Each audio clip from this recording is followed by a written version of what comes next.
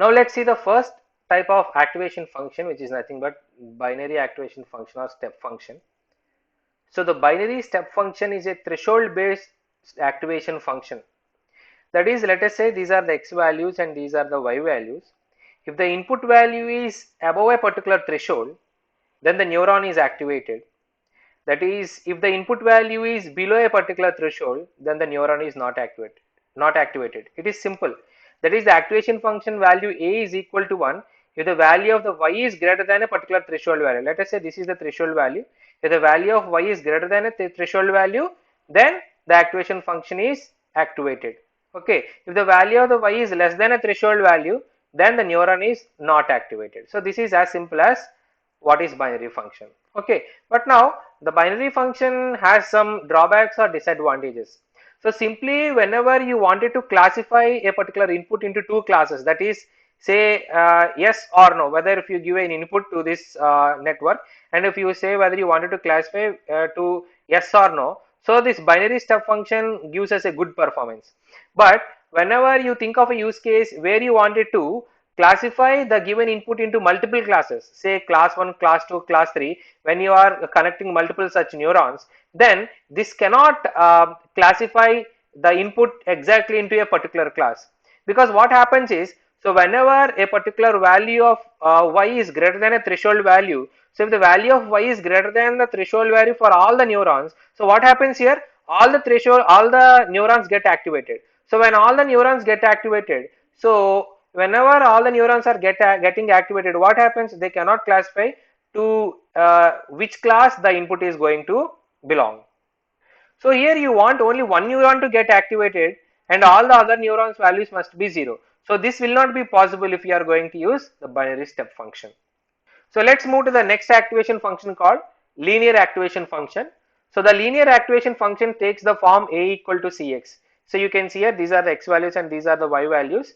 So this function y is a linear function of x. Okay. So the range of values are from minus infinity to plus infinity. So first of all, we'll see what are the advantages of this linear activation function. It takes the inputs and creates an output signal proportional to the input. See, it will be taking the input, okay, and it is going to create the values of the output which are proportional to the input, both on the positive side and the negative side.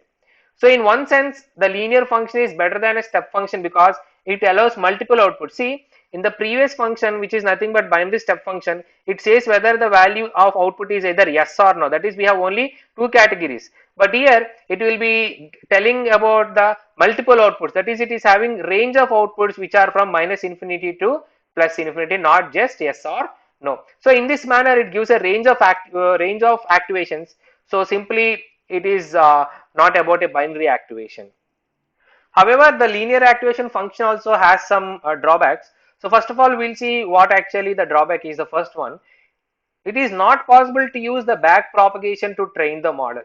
If you see the activation function equation a equal to cx, if you take the derivative with respect to x, that is d by dx of cx will be the value is c, which is nothing but constant. That is, the output which we get here is not having any relationship with the input.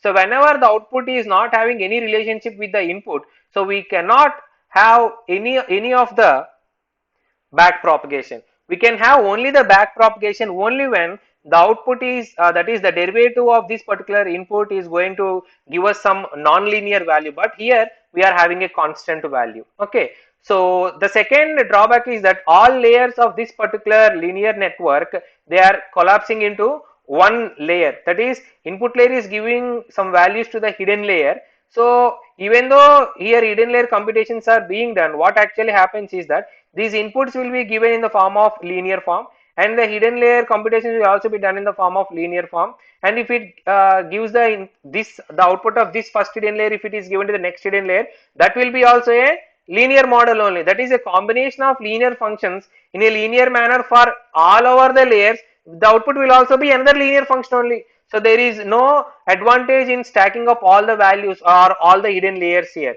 That is, whatever layers you are going to stack up, all the values you are getting will be always linear. So if you have a linear function, again you may not get that particular exact output. So now let's go to the third category of activation functions, which is nothing but non-linear activation functions. Okay, So the present or modern neural networks works on nonlinear activation functions only. So we shall see what are nonlinear activation functions and why this nonlinear property of this activation function is very much essential. See, these nonlinear activation functions allows the model to create complex mappings between this network's inputs and these network outputs, because this nonlinearity is very much essential for the model to learn and model complex data such as images, video, audio, and so on, many other types of inputs. Okay, so almost any process which you can imagine can be represented as the functional computation in a neural network, which is provided that the activation function is only when it is non-linear. So now we'll see the advantages of an activation function which is having a non-linearity. That is, a nonlinear activation function allows back propagation because they have a derivative function which is related to the input. If you are having a nonlinear function, now taking the derivative of that nonlinear function will not be a constant. Okay, that is, the output is having some relationship with the input, so that there is a chance of back propagation.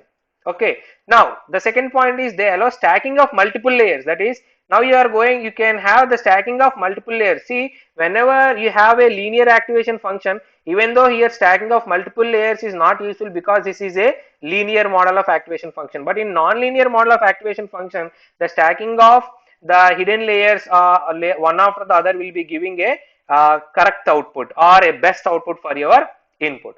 That is, multiple hidden layers of neurons are needed to learn the complex data sets, and whenever the number of hidden layers are increasing, the levels of accuracy of the output will also be increasing.